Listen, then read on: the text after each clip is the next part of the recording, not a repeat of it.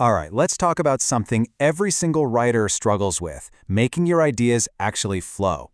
Today, we're going to break down two really powerful tools that can take your writing from feeling choppy and disjointed to smooth and dynamic. We're talking about transitions and signal phrases. Let's dive in. So let me ask you something. You ever write a draft, you read it back, and you just think, it doesn't hang together. You know you have all these great points, but they feel like a bunch of separate islands instead of one solid landmass. If that sounds even a little bit familiar, you are in exactly the right place. And this right here, this shows you the transformation we're talking about. Look at the before text. See how all the ideas are there, but each sentence is just kind of sitting there on its own? It's clunky. It makes the reader do all the work. Now look at the after side. With just a few smart connecting words, those exact same ideas create a smooth, logical path. That is the power of flow, and that's what we're going to master. Okay, so first things first, let's put a name to this problem. We're calling it the disconnected draft. And really, this is any piece of writing where the reader has to struggle to follow your train of thought, because the links between your ideas are either weak or, worse, just not there. So, how do you know if you've got one of these on your hands? Well, maybe a friend or a teacher told you they got lost trying to follow your logic. Or, and this is super common, maybe you just stitched together a bunch of paragraphs you wrote at different times. Or you just did a big brain dump onto the page. All of these are classic ways that just kill your writing's flow. But hold on. Before we break out the tools, there's one really important check we have to do. Is the overall order of your paragraphs logical? You know, transitions are like putting a perfect smooth layer of asphalt on a road. It makes for a great ride, but it can't fix a road that's pointed straight at a brick wall. So, make sure your fundamental structure makes sense first. All right, once we've confirmed our structure is solid, let's bring in our first tool, transitions.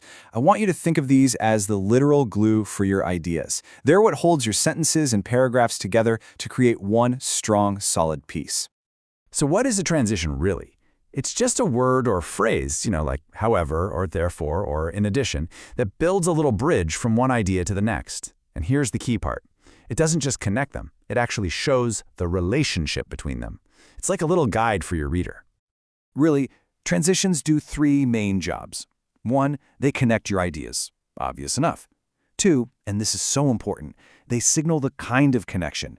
Is this a contrast? Is it an example? A cause and effect? That little word tells the reader exactly what's coming. And three, all of that together creates that smooth, effortless flow that keeps your reader locked in. Okay, time for our second tool, signal phrases. Now, if transitions are the glue for your ideas, signal phrases are the signposts that point your readers to ideas you're borrowing from other people. A signal phrase is basically a very specific type of transition. Its whole job is to introduce something from an outside source, a quote, a paraphrase, whatever. It's a clear flag to your reader that says, hey, pay attention. The words or ideas coming out next, these aren't mine. And here's a perfect example. That little phrase, the CEO of Lighthouse Consulting predicts, that's the signal phrase. It sets the stage for the quote, it tells us who's talking, and it just seamlessly weaves their voice right into your own writing. It's so smooth.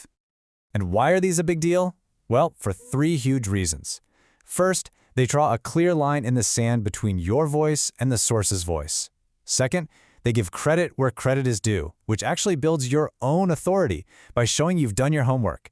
And third, and this one is non-negotiable, they are a critical tool in helping you avoid plagiarism. Okay, so we know what these tools are and why we need them, but how do we actually choose the right ones? Let's get practical and look at how to select the absolute perfect word for the job. Think of this table as your toolkit. It's all organized by the kind of relationship you want to show your reader. If you want to show a contrast, you might grab a word like however. If you want to show a result, you'd reach for therefore. The word you choose sends a direct signal about the logic connecting your ideas. Now with signal phrases, there's a real art to it. To keep from sounding like a robot, Smith says, Jones says, Miller says, you've got to have variety.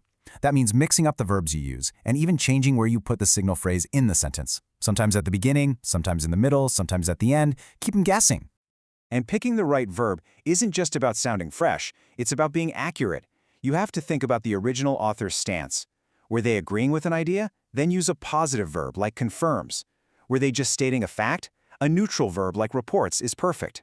Or were they arguing against something? Well, then you need a negative verb like rejects.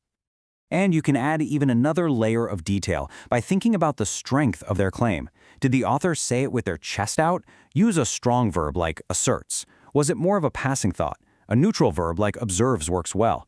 Or were they maybe a little unsure? A weaker verb like suggests captures that tone perfectly. Okay, we have covered a lot of ground here. The problem, the tools, the techniques. So let's bring it all home and talk about how you can start writing with some serious clarity and amazing flow. If you only take away two things from all this, let it be these two right here.